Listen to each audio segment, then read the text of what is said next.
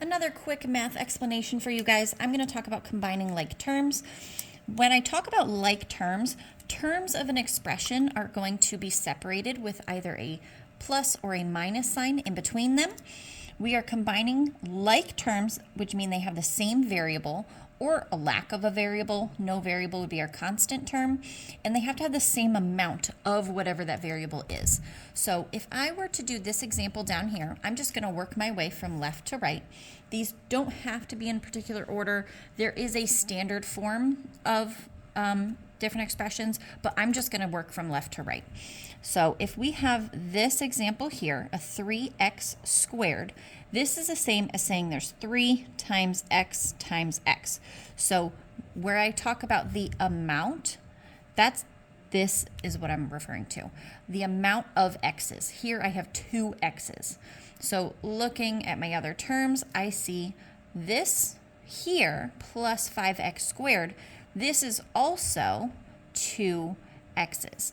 So these guys I can put together. 3 plus 5 is going to be 8x squared. So that's what I mean when I talk about the amount of that variable. My next would be a plus 2y. I'm going to put those in pink. Looking here, I only have one y here, so I'm going to keep going. I have a minus y here. That would be like an imaginary 1. Over here, I do have a y, so my variable is the same, but my amount is not. This example, this here would be 3 times y times y. I have too many of them, so this is not a like term from my pink ones. A positive 2y minus 1y is just going to be positive 1y. You don't have to put the 1. I'm going to do it for my example here.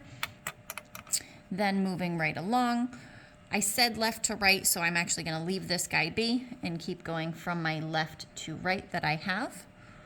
Let's grab another color here. I have a minus 7. There is no letter here, no variable, so that is a constant term. I have no other constants. If you have nothing to combine it with, it's going to stay the same.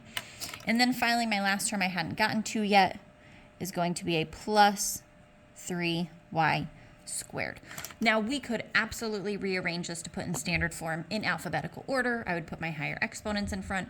I'm not going to do that for this example.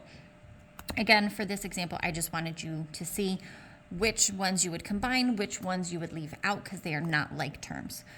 I will eventually do another video where you put it in standard form, but for now, this, although not in perfect math grammar, I like to tell my students this is mathematically correct. So combining like terms, same variable or lack thereof, and the same amount of that variable. Hope this helps.